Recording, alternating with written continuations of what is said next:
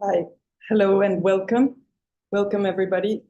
My name is Ana Elena González Treviño and I'm in charge of the Center for Mexican Studies, UNAM, UK, of the National Autonomous University of Mexico in the United Kingdom. Let me just make sure that we are not having any problems. Okay, I think we have a few technical issues that have now been sorted out. And well, anyway, welcome everybody. And it is a great pleasure for me to introduce today Professor Carlos Miguel Valdés González, who is a dear colleague. We have been working in the internationalization mission of UNAM in different places. And today we have the great honor of having him with us to tell us about earthquakes and the future they hold in for us. I'm going to tell you a little bit about himself. He was born in Mexico City. He studied geophysical engineering at the National University of Mexico, and he did postgraduate studies for master's and PhD in geophysics at the University of Wisconsin in the USA. He works at the Department of Sismology at the Institute of Geophysics of UNAM, and he was in charge of the National Seismological Network for 2 periods.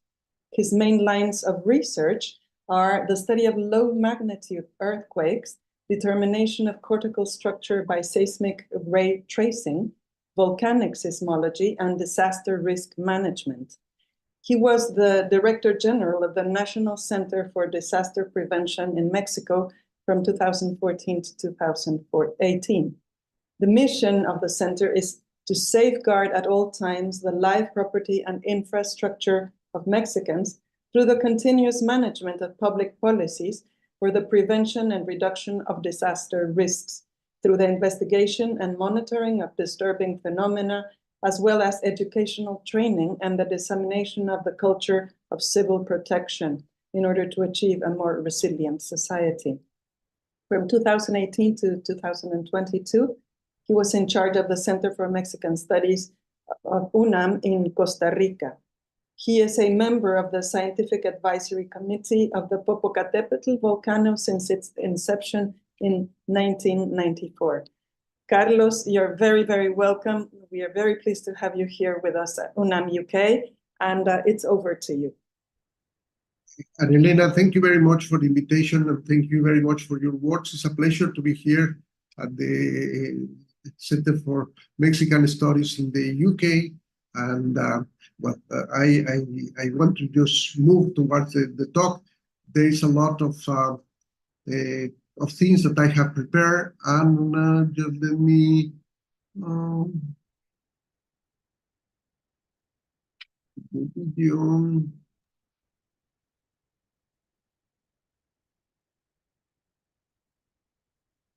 just looking for the presentation on top. I think on the left, abajo a la izquierda, ¿no? Maybe. No. There we go, I think. No? No, let us try again.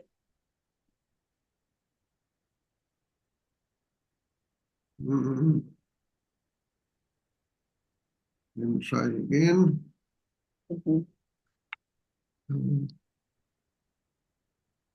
No way I can. There we go. There we are. That's fine. Well, thank you very much. The topic is about the earthquakes in Mexico and what to expect in the future. In these talks, these are about some of the topics that we will be covering. And the main objective is to talk about what do we need to know about the earthquakes, the place where they occur, their effects in buildings and society, and the prevention measurements to mitigate their effects. We will start this talk by asking us where, why, where, and when the earthquakes happen in our country. The question is that if there is always been earthquakes in Mexico, a lot of people ask when we have an earthquake if this phenomena is occurring more often now? And the answer is no. We want to use this depiction of this earthquake in 1495 that was reported by the Aztecs. You're showing us that they have these events at that time. Of course, they have different type of structures, but the earthquakes accompany our planet for many years. And in order to talk very briefly about what happens and why the earthquakes occur, because that's a question that is many times put in front of us, is that inside our Earth that has about 6,400 kilometers depth, the internal core, the nucleo interno, it is really hot. It's more than 9,000 degrees. And when we have these temperatures, what we will have is that the rock is heat, its density goes down, and then it starts just moving upwards. And that's why we have this little dish where we could have water. When we start just boiling water, we realize that the water is not still. It starts just moving, and we were able to place some objects on this pan with water. We will see this circular motion that represents the convection of the rocks that are moving from the interior to the earth to the external part. Just as a comparison, this is the length of Mexico going from this part to the south. We have turned sideways Mexico, and twice that length is the distance that we will have to the internal part of the earth. So we will say that the responsible for the earthquakes in our planet, not only in Mexico, is this internal heat, and we cannot change it. We cannot make it disappear, and the effect of this heat is to move the crust, the most external part of the planet, that we call the tectonic plates. This kind of puzzle where the earthquakes and the volcanoes happen. We have just made a selection of a few of them, and it's good to know that this one, the Turkey, exactly it happened 1 year and 1 day ago. Exactly in this particular date, there was a large earthquake, a 7.8, and we look backwards, and it seems to be so far. And the question is how many things we learn about that earthquake in order to avoid some damage as if they happen. But going back to Mexico, and if we ask what is the mechanism that generates the earthquake, when we look at the earthquakes, about 200 of them had occurred in Mexico, in the country, since 1900. The different colors are that the orange colors are shallow earthquakes, less than 40 kilometers in depth, and the blue ones are earthquakes that happen at depths greater than 40 kilometers, and the magnitude of these events is greater than 6.5. So we could see that they are concentrated mainly in the Pacific part of our country. And if we place also the volcanoes, we will see that they are related. When we have this interaction of these plates, there will be also heat release that will melt part of the rock that will produce the volcanoes, and we will have them very close. And that translates into a number of plates that Mexico is in the conjunction of 5 plates: the North American, the Pacific, the Ribera de Coco, and the Caribbean plates. And these plates move and interact with each other, producing this type of seismicity. But what happens if we make a slides about this particular place is that the hot material is rising up in this rise in the ocean, and is pushing the oceanic crust, and is moving along the ocean floor and pushing towards the continental crust. And in this particular place where we have the F, and the G letters, that is where we will have enough friction to stadios producing and accumulating the stress that eventually will be released as a way of an earthquake. If we try to represent what happens there, we will use this particular example, and we could see that this chair it is being stressed, and there is little more that will take for it to break. So that's what happens in the tectonic plates. We are just pushing to the limit of the rock, and when the limit passes that boundary, then we will have this earthquake, and the plates will move, and we will start again accumulating stress in that particular area. So there is a process, a continuous process, that once the earthquake releases the energy, we will continue again. When we look at this map of the seismicity in Mexico from the National Mexican Network that is operated also by the National University, we have these numbers on top in the year 2021, 2022, and 2023, and you could see that in average, they have the similar numbers of earthquakes per day. These bars represent the million of people that live in that area, and you could see this very long bar is about 22 million people, which is the Mexico City and the surroundings in this particular region. So we are essentially almost on top of all this seismicity. So we have to understand that that's a place that we choose to live, and then that we'll have to live with the earthquakes. Just to remember, last year, there were 3 earthquakes above magnitude 6, one about magnitude 6.5 in the country. And this magnitude 6, above 6, they are able to produce some damage. And what we would like to see is what has happened in the past. In this particular map, we have used the shape, these elliptical shapes, to represent the size, the rupture area, which is related to the size of the earthquake. And we could see this very large one to the left, the 1932, it's a magnitude 8.2, and then the 1985 earthquake, a magnitude 8.1, and then other earthquakes that are above magnitude 6.5, and the ones that are a little bit deeper, they are with this symbol that represents like explosions. So we see that most of them are located at the Pacific coast, where the subduction is happening there. Where do we expect earthquakes? Well, we will expect earthquakes along the Pacific coast, and probably where the lines, these red arrows are pointing in this particular region is where there is more likely that we will have these earthquakes. We have 2 recent ones in 2017. This one we will talk a little more later, and this another 8.2 that happened the 7th of September 2017. When we look at the intensity, not at the magnitude, the intensity will measure the type of damage that they will be able to produce. This is the modified Mercalli scale, and it is written in Roman numbers, and everything that is in green will be above intensity 6, in yellow above intensity 7, from 7 to 8, and then in the red color will be intensities that go from 9 to 10, which will be severe damage. And again, you see that there are a lot of these earthquakes that I have marked here. This one on top, the mark 1887, a magnitude 7.6, that have 51 persons killed, and a lot of damage, and also damage in some of the cities of the United States.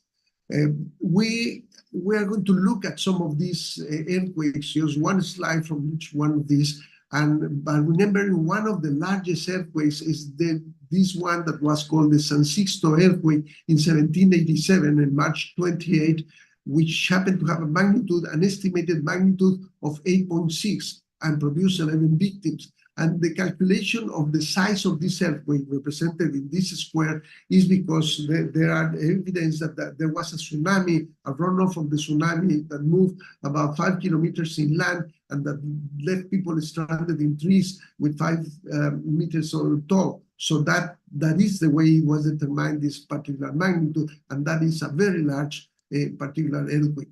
This earthquake of Santa Juliana that happened in 1858 in the state of Michoacán, very close to the city of Pátzcuaro, a magnitude 7.6. This is very similar, very, very similar to the one that happened exactly 1 year ago, the one that we referred a few minutes ago, the one of Turkey and Syria. Syria, it's an earthquake that with the magnitude it was able to produce a lot of damage. We could see the intensities of 9 in this particular area. So even that kind of seismicity can be expected in some of the places. This Bavispe earthquake had a magnitude 7.6, the one that was in the north part border with United States and that produced damage in cities across the border, had again 15 victims. And then we have this January 3rd, 1920 Jalapa earthquake in the state of Veracruz with a magnitude that wasn't very large, but that is the third one in the number of victims that it produced. And why a magnitude, not so large magnitude, will be able to produce? Because it looks like there was a landslide that blocked a river, and then the landslide contained the water, and eventually that dam was destroyed by the pushing of the water, and then it inundated several places. So the question here is, we call it people that were killed because of the inundation, or people that were killed because the inundation happened due to the earthquake. Another important earthquake in it was in 1973, this was a mistake, it's 1957, the Angel earthquake, because in Mexico City, in this monument called El Ángel, it fell a magnitude 7.8. The epicenter of this earthquake was in the state of Guerrero, but it was called the Angel earthquake because of the damage that produced, in particular in Mexico. And then we have, sorry, I made a mistake. I copied the same date for the previous earthquake. This was on August 28, 1973, Orizaba earthquake, and this happens to be the second one because of the number of victims, among 540 to 3,000 victims, which was in the central part, again in the state of Veracruz in Mexico.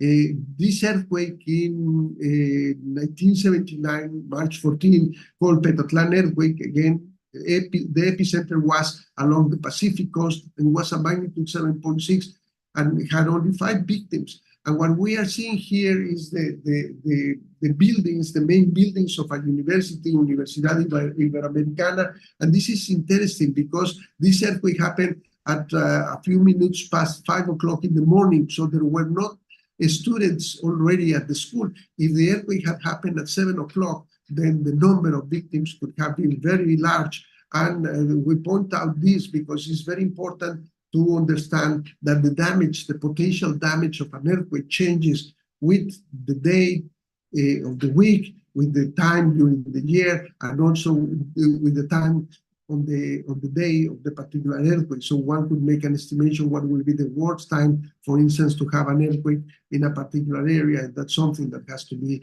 understood and evaluated. Then we have the September 1985, September 19, again, an earthquake that happened in Michoacan, 400 kilometers away from Mexico City, with a magnitude 8.1 that killed. These two are official numbers from the government, between 6,000 and 10,000 people killed, and some people claim that there were more numbers. And more recent, in September 7, 2017, this earthquake in Tehuantepec again had a magnitude 8.2 and 45 victims. And a few days later, again, September 19, 2017, a Puebla Morelos earthquake much closer to Mexico City with a magnitude 7.1 that killed 370 victims, 370 people, mainly in Mexico City. And we could see some of the damage in these tall buildings. You could see the damage in the structures. And if we were to use this intensity map and use the National Risk Atlas of Mexico and encompass the areas that goes from intensity 6, we will see that 77 million, about 59% of Mexico that goes from intensity 6 areas. We will see that 77 million, about 59% of Mexico that goes from intensity 6 areas. We will see the duration of 120 years, since 1900. All these areas have been subjected to this type of intensity. So that is something that we have to work doing a recapitulation. We have to understand that it's common to have earthquakes. That is a process that we cannot stop, that there have been large earthquakes and that after some time they will happen again, and that we know more or less where the earthquakes may occur. What is the impact that these earthquakes have in Mexico? Using again that map that we saw a few slides back, there is a particular region. Mexico City is located about here, 300 kilometers from the coast, And there is a region in this place where well, these earthquakes that had happened here, where the arrows are pointing, they showed the damage that happened in Mexico City due to these earthquakes that are far. And they produced this damage because Mexico City was built on a bed lake. And the bed lake, it is a very soft ground that when it's moved by the earthquake for a particular distance, like the 1985, 400 kilometers away, that was enough distance so you could barely supposed to feel the earthquake. And in this case, the seismic waves are amplified because of this effect and produce this severe damage. But in this region, there is a seismic gap. We call it the Guerrero seismic gap between Acapulco, which is about here, and Petatlan. In this region, the last earthquake happened in 1911, and there were 4 earthquakes between 1889 and 1911 with magnitude 7.5 to 7.7. And this is the closest distance from this coast to Mexico City. It is interesting because if you go in the trains here in London or in the underground, the space between the train and the platforms is called the gap. And they have a lot of announcements saying, mind the gap, telling us, be careful with the gap between the train and the platform. And we should use that and mind the Guerrero seismic gap, because it's something that eventually could cause us some problems. What could happen in this area? Well, we could have a repetition of 4 of these earthquakes with magnitude 7.5 or 7.7 that could probably be accommodated the way they are shown here. And this will be the best scenario, although these earthquakes have sufficient energy to produce a lot of damage in the close area and also in Mexico City. That will be the best scenario. And another one will be if they all break all together at one time, they will be able to produce an earthquake of magnitude 8. Compared to 1985, what was 8.2, this was 400 kilometers away. An earthquake of magnitude 8 or 8.1 at 300 kilometers is not going to be much larger in amplitude, but what is going to happen is that it's going to last more time, and the duration has an important effect. And there is still one more other possible scenario, that earthquake that happened in 1957, we have already 67 years again of energy accumulation in that area, and that could produce a larger earthquake. That is probably the less probable scenario to happen, but we should be concerned and we should be prepared, not concerned, but more prepared. And what was happening in other areas with similar analysis? In Japan, in this particular area, in the north part, they had identified 5 seismic gaps. And here are the name of the gaps: north of Sanrikuoki, where a magnitude 8 earthquake was expected with a very low probability over the next 30 years, which was 0.2 to 10%. And there were others with magnitude 7.7, 80 to 90%, or Fukushima, where the power plant was. And what happens? Well, the nature played us a very important lesson. It put together all these the seismic gaps and transfer all the energy into one, and then it produced this magnitude 9 that had this gigantic tsunami, and we know all the particular effect. In another recent analysis done in 2022, larger subduction earthquakes around the world with magnitude 8.5. Mexico has that one in Oaxaca that we talked at the beginning, the 1878 magnitude 8.6 here. So that's something, again, to be concerned. We leave the point of the earthquakes and what they happen, and we do another analysis that is important to do because the way people see. This is a list of the presidents that Mexico had since 1884 with Porfirio Diaz, and there is the whole list here until the present government. And you could see that there has not been a time or a term of government, only one, Pedro Lascurain Paredes, where there wasn't a particular earthquake greater than magnitude 6.5. And why that happened? Well, we'll ask what happened, what was the party of this particular person? Well, the problem is that his period lasted only 45 minutes. That is the reason why he didn't have enough time for having an earthquake. And what we want to tell the people is that they don't have to do with the politics, the earthquakes, but they have to do with the duration. In Mexico, the duration of a presidency is 6 years, and 6 years is enough time for the earth to be able to accumulate enough energy and to have an earthquake. Another important question recently, because we have several earthquakes in September, and in September 19 and in September 7, people start asking why the earthquakes were happening in September. And it was just a mere coincidence that the earthquakes happened in September. There is not an explanation. There is nothing particular in September. The number of earthquakes to do this analysis is indeed very small. If we were able to have a record of the earthquakes that have happened in Mexico in the last 2,000 years, we will be able probably to see that pretty much in every month there have been these earthquakes. So it has nothing to do. The earth could tremble at any particular time, and we should be very, very ready and prepared. Mexico has a very important and powerful tool, which is a seismic alert system. And the seismic alert system is composed by four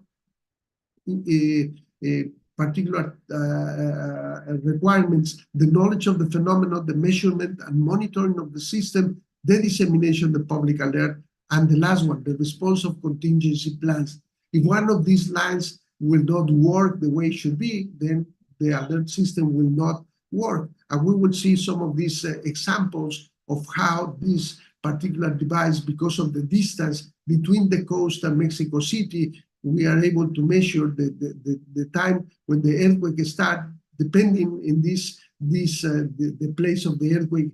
That's something that is signaled here. And I'm going to ask them to see if they could help me with this video to show you what happened in this particular earthquake in September 7, the magnitude 7.1 that happened a few years ago. And please, Carla, if you could turn it. There we go. You are going to see the map of Mexico, and you are going to be two circles coming from the Pacific area. It's going to start in a few seconds, and that is marking the time the earthquake is going to start in this area. There we go. And then what we see is that this pink color represents the P waves, and this yellow color represents the travel time of the S waves. Here to the right and to the bottom, there is this counter that is measuring the seconds that had elapsed since the beginning of the earthquake. Mexico City is located over here, so we see that there have been about 27, 28, about 30, 33 seconds for the first waves to arrive. And these ones, the S waves and the superficial waves, which are the more destructive waves because they are a group, a train of waves, are moving slowly to Mexico City at about half the speed of the P waves. And by that time, since the beginning that we saw the counter, the alert sound is going on in Mexico City, and people will have, as you could see here, about between 50 and 1 minute if the earthquake happens in this place. So, okay, let's, please we move to the presentation again, please, Carla. Thank you. And let me see if,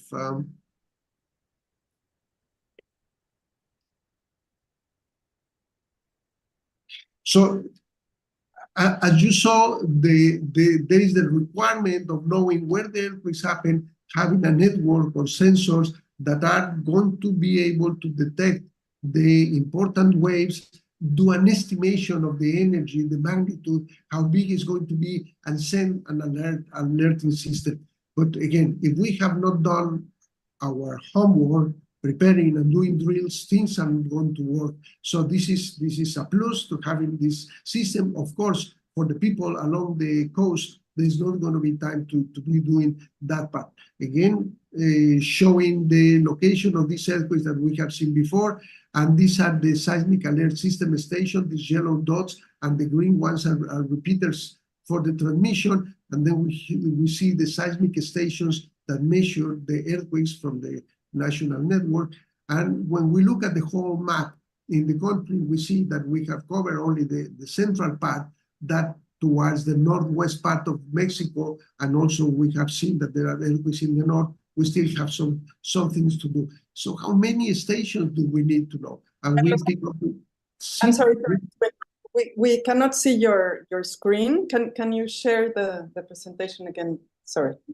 Let me do. Sorry.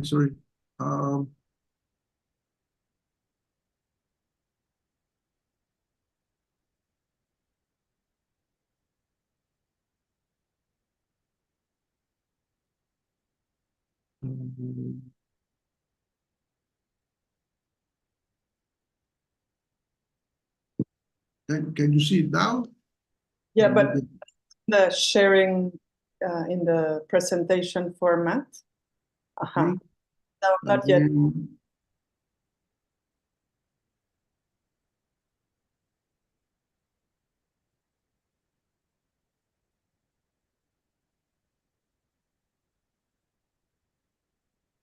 Now can you see it?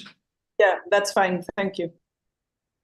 Okay, just briefly, I was just showing the location of the earthquakes, of the seismic alert system stations, the seismic stations to detect earthquakes from the national network. And then when we look at the whole map, we see that we are covering only just part of the country. We still need to do a lot of coverage towards the north. And we were saying that if we were to compare, for instance, Japan, when the 1995 Kobe earthquake happened, they had very few stations, about 250 stations. And then a few years after that, they just moved to have more than close to 1,700 stations.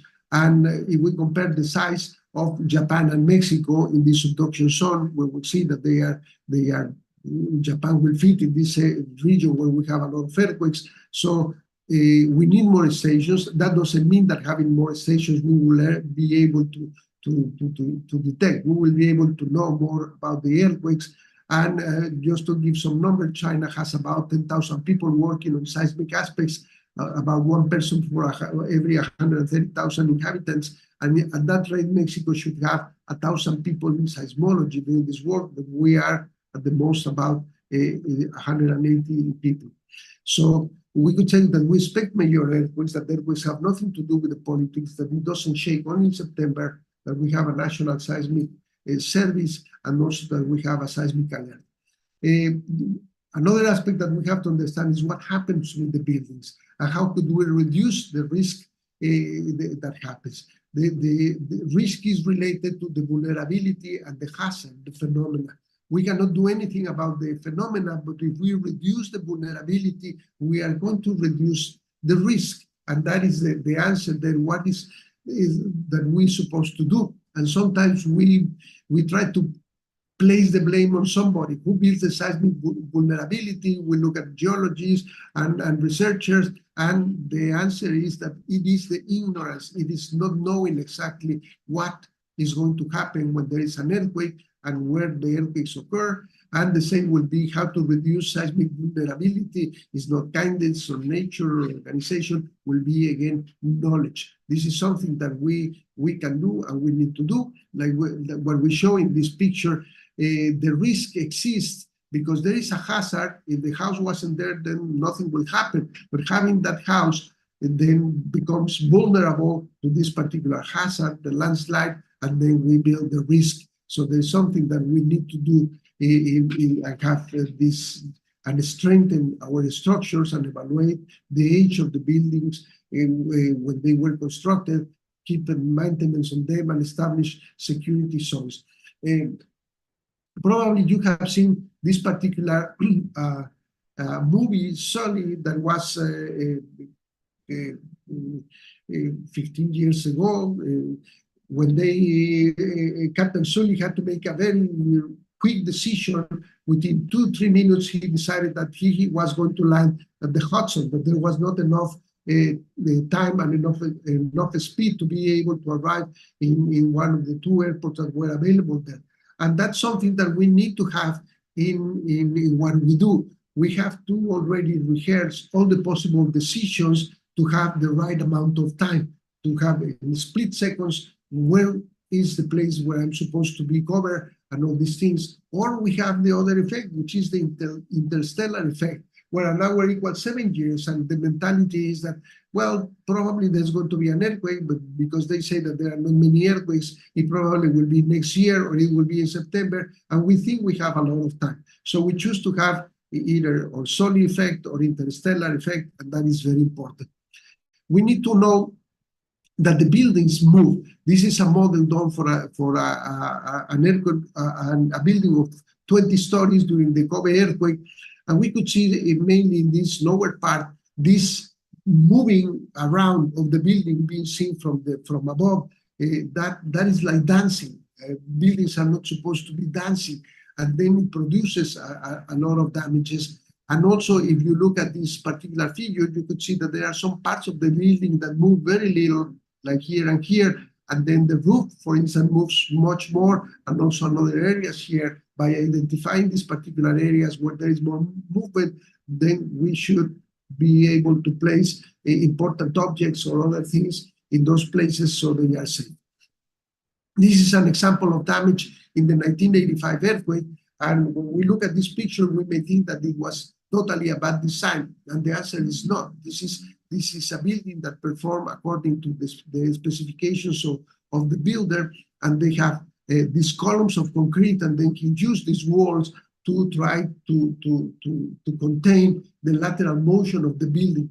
And these walls breaking in this X pattern, they are being stressed, and they are assimilating some of the forces and containing the building. And what the code tells us is that the building should not collapse. And in this particular case, we could see that the building didn't collapse. It got a lot of damage. So we are supposed to know what kind of building we are in and what is the possible damage that it could sustain in an earthquake, and then take decisions if we should reinforce the building to avoid that we have this damage.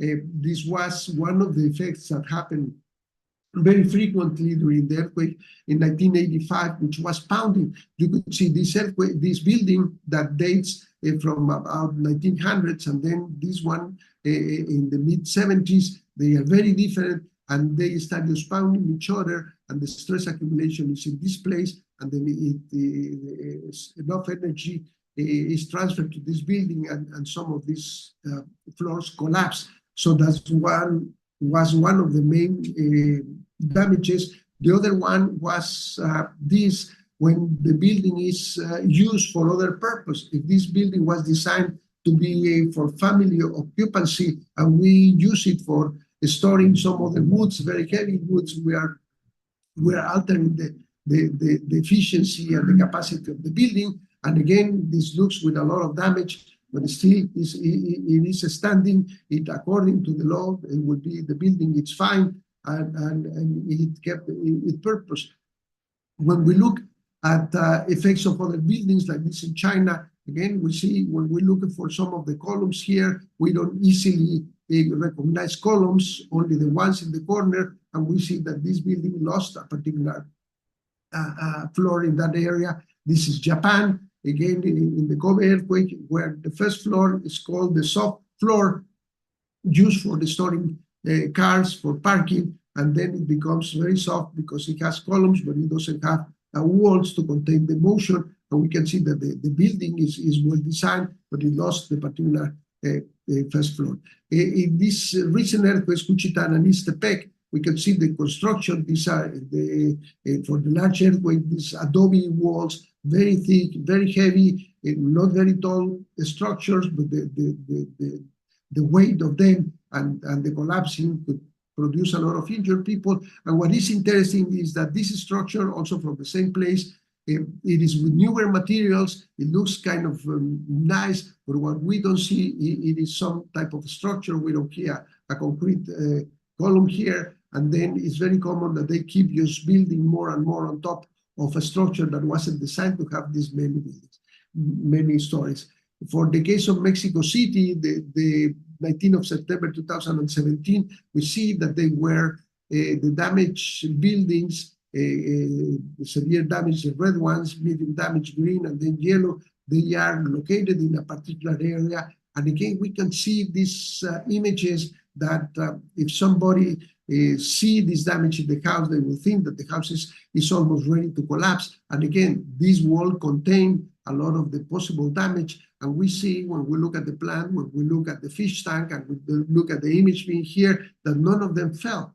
But the wall performed the way it was supposed to be, the same as here. These walls have to be replaced. They don't have to be just fixed with some kind of glue. They have to be replaced, and then things will be working fine. Again, this building that dates from the late 50s, we are going to see that is the first soft floor, and after the earthquake, we see the damage. It loses completely that particular first floor. We see this other image, it lost completely this floor. And again, this other one in the corner was subjected to the pounding effect. And we could see it very clearly here. We see that at this level, this yellow house, above the impact area, there is no damage, but below that, we have a lot of damage in this particular region. That's the point where we see it. Then other structures that were designed to have only no more than 3 stories, more stories were built, and then after the earthquake, they completely collapsed because they didn't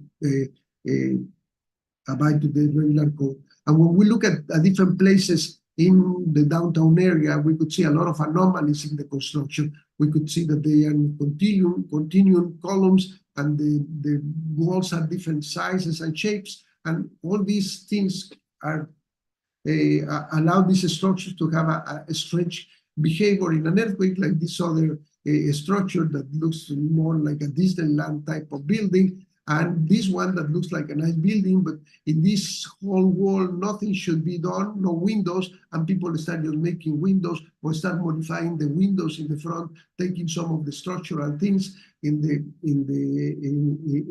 that part. This one was an old building in 2013. They remodel it, they make it look really nice. The prices was low, and then in 2017, because they didn't modify the structural part, collapsed. What not to do? We are not supposed to put. We are supposed to put enough iron so these structures perform the way they have to be. We could see these different type of damages, not only in Mexico, different. And look at these ones when you have the columns first circular and then you change it, that you rather have them in a square. Everything of this counts. Again, here we start with a column that is very narrow and very small for the size. And also now with all the cabling that we use, we easily cut the columns of the beams, and that's something that is not should be done because they are structural parts of the buildings. And like this one, they decided to make an extension of the house, and that's supposed not to be done. And again, here, this foundation is not the best thing to do, and this may be environmentally correct to use of the tires, but it's not supposed to be done. And again, this is very precarious. And again, this is a very strange type of design. And this was in Shanghai, in China. We see that we lost the foundation of this building, and the whole building just collapses completely. What should be done? Well, we should reinforce with beams and with a lot of iron, like for instance, this old building that has more than 80 years in the downtown of age in downtown Mexico City, that is being reinforced and made much more stronger.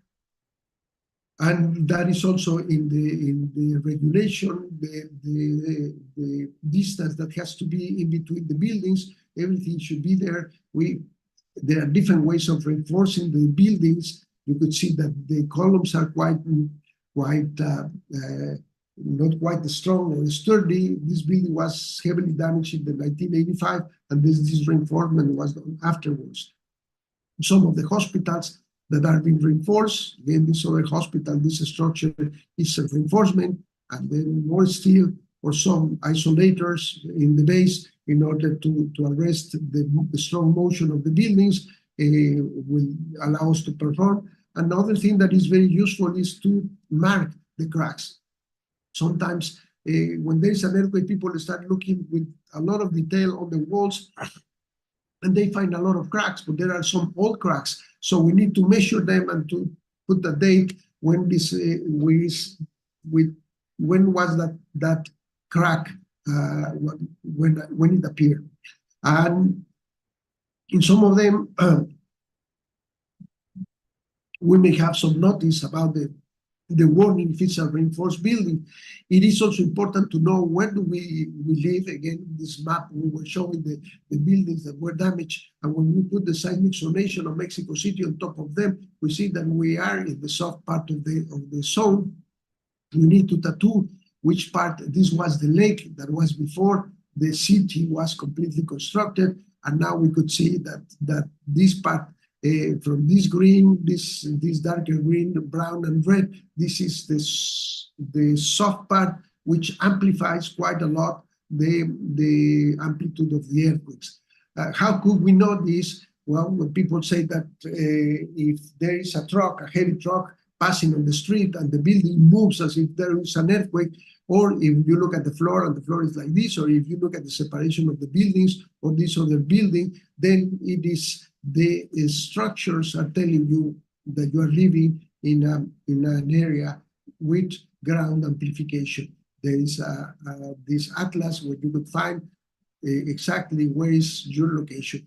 And another aspect that is important that we review is the myths. There is a lot of myths behind the earthquakes, like some people that will be able to predict the occurrence of an earthquake, and people are more prone to believe them than to believe the scientists, and an honest answer will be, well, there is a large possibility that we have an earthquake, but we don't know when it will happen. People say that when the dogs start barking, there will be an earthquake, but no, dogs are smarter than that. They are used to help us find people, and they know where to stop. And other people think about the position of the planets, and when there's an alignment of planets, and relate that position with more earthquakes. And also recently there has been these particular lights after an earthquake, and this is not the effect of luminescence, but this is mainly of the moving and touching of some of the electrical cables, and if there is some type of fog, we will have these effects. So we are not supposed to be looking for an explanation if the moon is full, if the sky looks red, if the national team loses, only in September, only in the morning. The answer is that this is false. The earthquakes, as we could see, they could happen anytime. Another thing that we need to think about is the insurance. There is only 5% of the homes that are insured against earthquakes, and the prices change, of course, depending on where are you located. Getting an insurance, we need to know what it will pay for. It will not reconstruct the whole house as a new one. It will do as the initial structure was designed. So we need to know that the behavior of the structures is diverse. It is important to recognize the structural vulnerability. There is something that we could work with, and we must know our seismic zone. We need to know about the myths. We need to know about the importance of the earthquake insurance. And we have another aspect, the social behavior. We need to perform drills. Only by repeating what to do in case of an earthquake, we will be able to have the right answer when there is an earthquake. There are official drills, used to be once a year. They are trying to do them more often than that, and people become organized when the seismic alert system starts just going on. And we need not only to do it when the federal government or the government tell us to do, but also with our families. We need to identify the risk and safety zones. We have to map our safety routes. We need to be ready to take the best decision and make drills. For instance, in this bedroom, it looks nice, but if all these frames fall on top of us, or if we have, for instance, this bookshelf that moves and in an earthquake and falls and don't let us get out of the house, we need to look at all the appliances that we have now that we usually connect to one plug, because then we could have a fire on top of the earthquake, and it would be a problem. And we need to consider the elderly people. They need more time. They need the special resources to be moved, and what to do with them, where to place them, what should be done. That is something very, very important. As we say, we need to know the routes with or without light, where to move and where is the exit and how are we going to get out. We need to do drills, and more drills. We need to talk to the family about what are the role that everyone has to play, and we need to be informed. There is a lot of information about how to prepare, how to perform, and what are we supposed to check. They are done in different languages. In Mexico, there are more than 65 languages in Mexico. This is in Nahuatl, for instance, about the earthquakes, and what to do and what to know, and how do we react to earthquakes. We are going to show a few brief videos where we are going to see this person is talking in a TV, and you are going to hear telling that there is an earthquake and say that everyone should be calm, but he doesn't give the best example. You are going to notice how claro, el he gets desempleo more está entre el nervous 7, and 8, starts giving his 9% position. de la población económicamente activa. Al parecer está viendo en este momento un temblor. Hay un movimiento sísmico, hay que tenerlo con mucha tranquilidad. Everyone should be calm. Estamos sintiendo en este momento un movimiento sísmico, un temblor. Tranquilos, hay que tomarlo con mucha calma. Everyone should Está be largo un calm. poco, It's very long, está larguito. very long. Sí, sí. Then he started Pero no saying, vemos right.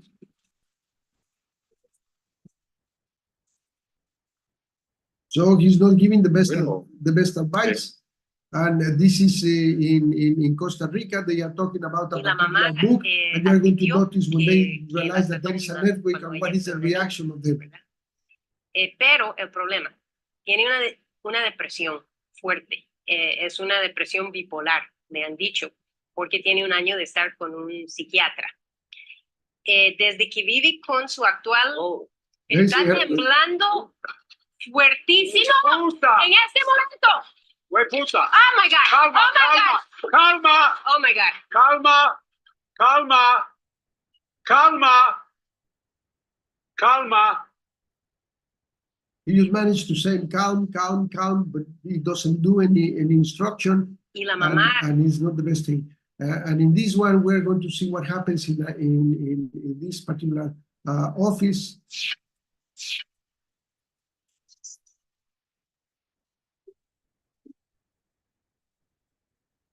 There's the earthquake. He starts moving this person, this man that is looking at his cellular phone, and at the time he says calm to everyone again. And then this woman in the bathroom, she decides to go to a better place, a safe place. She moves to this particular ward and stays there, and everyone follows her. He gives instructions about the TV. He says that the coffee maker, somebody should go and grab the coffee maker. Coffee is always important. So they decided to go and drink the coffee. And then people,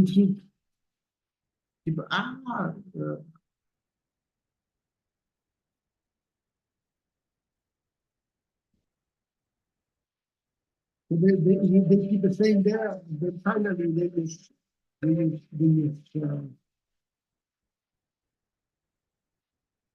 say, but it's okay. Everyone moves to a different place.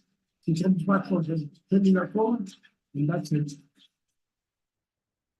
In this one, there is the seminar. They are talking in the seminar, and then the alarm starts sounding, the seismic alarm system. It is very subtle until when it starts, and they don't know what to do. They eventually start taking action, but we will see. Más bien, yo digo que los han hecho. Then the seismic alarm. Establece la Constitución. They say the motion is not moving.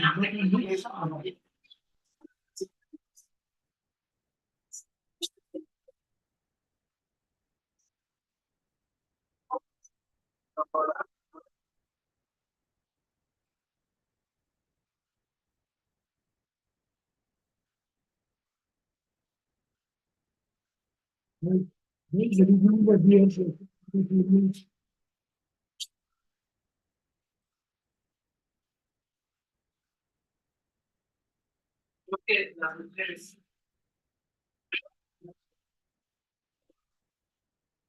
You see, this man in green, he has to put his hand to the wall because you cannot walk. The reason to stay in a place, in a safe zone, is because you cannot walk during the earthquake. You will see how he moved.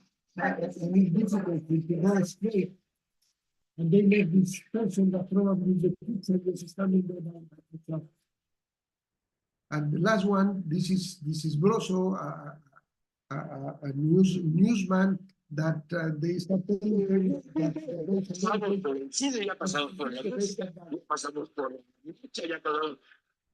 they tell him that there is an earthquake. No, está temblando. Está temblando ahorita ya. Están temblando.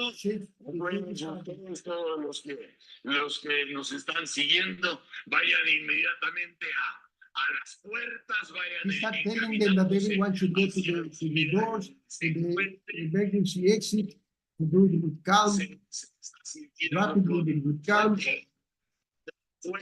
Así que ahorita con gran calma, pero con buen paso hacia las puertas de su casa, vayan bajando los edificios, no por los elevadores, por las puertas, por las a las banquetas de sus casas. Cuidado con el metrobús. Cuidado con el tráfico, con los cables eléctricos, con el metrobús que no se detiene ni en un tsunami la chingadera. But you can see that we don't perform well.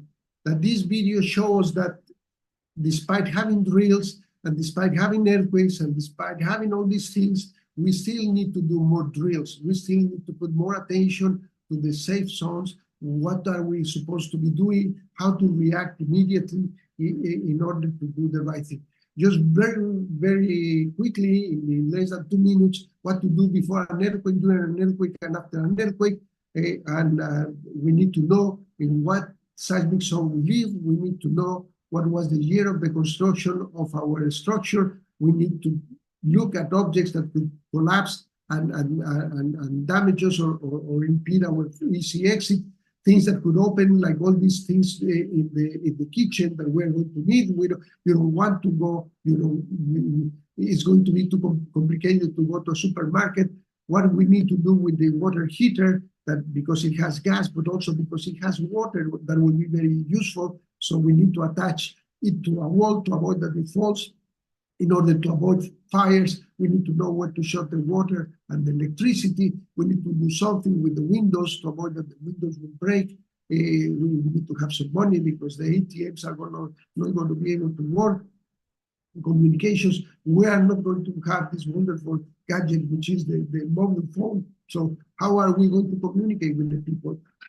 Before the earthquake, we have to have a kit of things that are very important next to us. We need to have, for instance, these LED lamps hanging from the wall, from the door.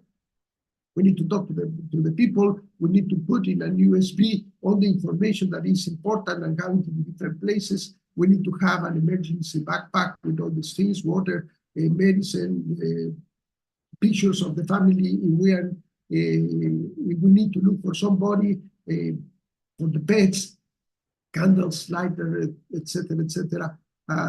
What to do with the containers, and during an earthquake, to talk about the anguish and the fear, what to do during an earthquake. We should not run, but we should do it, move fast and stay calm. The earthquake could produce some of the noise, which the building starts just moving, and we may think that the building is going to collapse. Could be something that may happen, not to be caught in an elevator, to be able to hide in the right place, to look upward and check for things that could collapse from other buildings. If we're in a car, what to do? Be far from the lightning poles. If we're in a movie, a theater, in churches, or in stadiums, if we're in a store, what would be a safe exit, and what to do? What to do in case of an earthquake if we get trapped? To have something to start banging with metal, to put our shoes, to turn the gas and the water, do not light matches.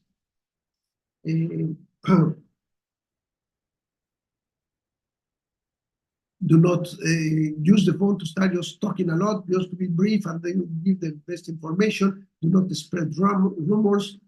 And with this, we will end. We can predict earthquakes, but they will occur. It is important to know the seismic zone. We need to know the date, the construction of our property. We take constructive measurements if necessary in our home. It is important to react to the sound of the seismic alert, to discuss the earthquakes with the family, with the friends, with the colleagues, check the cost of an earthquake insurance, and if it's necessary, to carry out frequently family and official debates. Thank you very much for your attention, and I'm going to stop sharing. Thank you. Thank you very much, Carlos. What a vertiginous and scary talk, but very, very evocative and very precise about the things that happen, the things that we need to know. And also, I was thinking many, many things in terms of education, the need for professional seismographers and seismic stations, as you were saying, but also the need for the general population to be aware of how to react, how to look after other people, how to look after themselves, and all those things that we think are never going to happen, but we know that they will. We really know that they will. So we have some time for some questions or commentaries. If anyone wishes to ask a question, you may raise your hand and do it directly, or you may also address your questions to the UNAM UK account. You may write them down in the chat box, and you can also use that, address the questions to UNAM UK. And we already have a question from YouTube about the brecha sísmica de Tehuantepec. I guess the gap. I really enjoyed your comparison with Mind the Gap, and it is very, very scary. So can you speak about the seismic gap in Tehuantepec and its potential, please? Yes, in Tehuantepec, the region where this 2017 September 7 earthquake happened, this is also a place where people were expecting, or we were expecting, a large earthquake. And it was a surprise when we look at the magnitude 8.2 and that it didn't fill the gap. I mean, it was a very large earthquake with a very complex rupture area, but still that particular area remains a zone. It is very difficult to establish, for instance, we've been betting on Guerrero Gap since many, many years ago. And nature is so clever that when you seem to be preparing one region, you have a lot of earthquakes in other areas. So what to do in order to understand them? In that case, we enter into the situation where we need more information. We need more instrumentation. The problem is that we need to do instrumentation also on the sea, which is complicated. It has been only recently on Guerrero because of our cooperation with Japan. But we need to know more to understand the area, but also we need to prepare the people. So it has to be hand by hand. The structures, we know that there are a lot of structures, and there are some are precarious structures. And so there's a lot of things that can be done in order to avoid that a large earthquake, that we cannot stop the large earthquake and we cannot predict it, but that the impact of the earthquake will be small.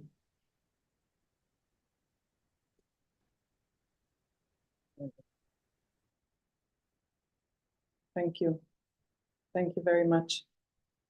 Are there other questions or comments?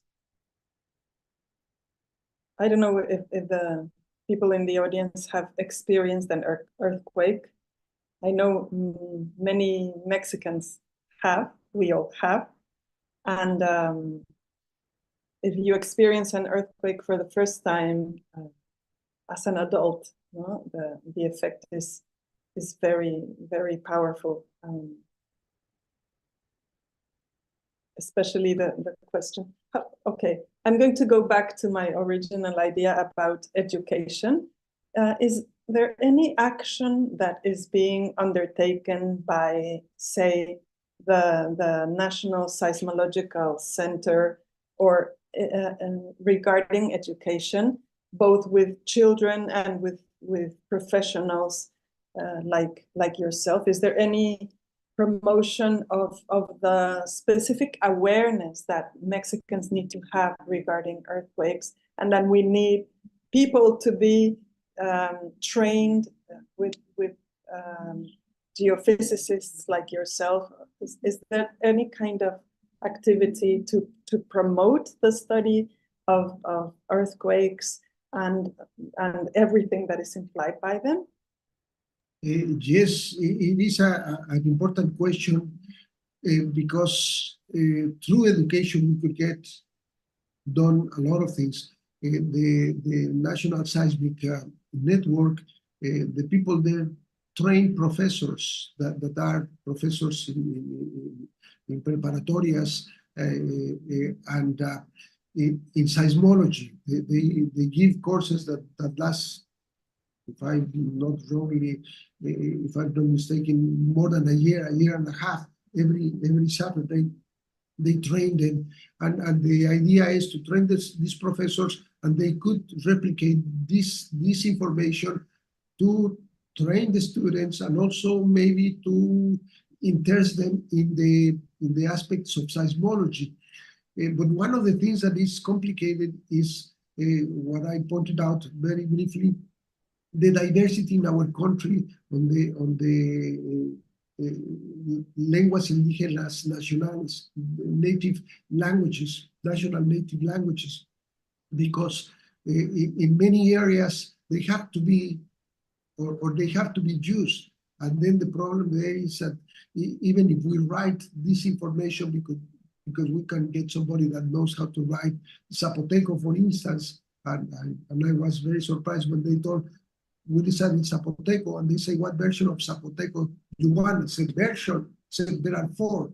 And that just tells you how little I know about these languages. So the task is complicated, but I think it has to be done. It has to move, and it has to move with the kids, because the kids will replicate these things. If we teach them, I'm sure they are going to go to their families and say, we have the homework to do a drill with the family and to write a report. That would be just wonderful, because they will start questioning all these things and to be better prepared and know what to do in case of a large earthquake, with or without a seismic alert zone. Thank you. We have another question from Alfredo Garcia Velasco. From a probabilistic perspective, what intensity measures should we choose that are efficient and sufficient for record selection? I'm not sure I understand the question, but I hope you do. Well, in the case of the Guerrero seismic gap, remember, mind the gap, we have this selection of 4 earthquakes of between magnitude 7.5 and 7. And then if they break all together, will be a magnitude 8. And if we add the 1957, will be more than magnitude 8.2 or above. So officially, the federal government assumed the magnitude 8 to be the working magnitude for that earthquake. So one has to choose. And also, we have to remember that now in every drill, they choose different earthquakes for different regions in Mexico. Something that is interesting, because in the north, they selected the Bavispe earthquake, the one that happened in Sonora. And then in Chiapas, they will pick up an earthquake in Chiapas, and in Guerrero, another earthquake. So we start getting things done in the proper way.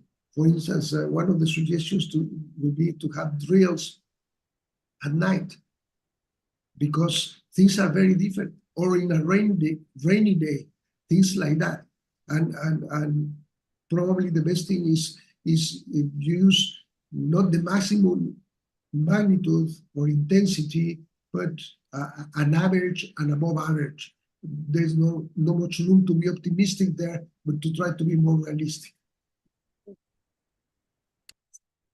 Yes, and I was also thinking about the international aspect of earthquakes. I know there is a great show of solidarity whenever there is an earthquake. I know people, teams, specialist teams from Mexico travel around the world to provide their specialist help. No? For example, in Turkey and Syria last year, or in Japan or in China. And the same happens when there is an earthquake in Mexico. Are there networks, international networks that communicate not only during the earthquake, but throughout the year for the purposes of sharing technology, of sharing all the information that has been gathered in one country or another? How does international communication work? And how do international offices, just like ours, can help to promote those networks?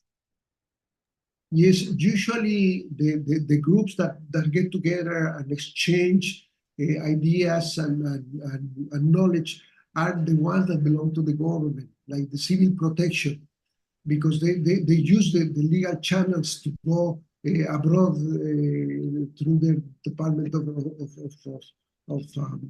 Foreign Affairs. But I think that's something that we probably should start, and that's something that we lived in September 19, 2017, is that the university community, they were eager to help. They right away wanted to help. The problem is that they didn't know how to do it. From the School of Engineering and for the School of Architecture, they wanted to go right away to the site where there were collapses and say, take us. And that was something that we identified and say, you need to have some type of preparation. It is not that simple, because otherwise we may endanger your life, and we could probably perform in not the right way. So when there is no earthquake, I think every aspect of our university, even the legal aspect, for instance, people that lost their houses or in buildings in these earthquakes, they have no papers. And to start a process, the government say, show me your papers. And say, my papers are buried with my house. So in that aspect, the students of law will be able to tell you where to look for or how to help. And of course, students from medicine will be able to continue helping people that is in need of help. Every discipline will be able to help in somewhere. And in that case, technology, for instance, like the type of technology that could be here in the United Kingdom, that probably could be shared through our universities to say, we are going to deal with this earthquake. Everyone wanted to help in Turkey and Syria. Everyone sends help. The question is, who's still helping Syria and Turkey right now? And the answer probably, unfortunately, will be probably nobody now.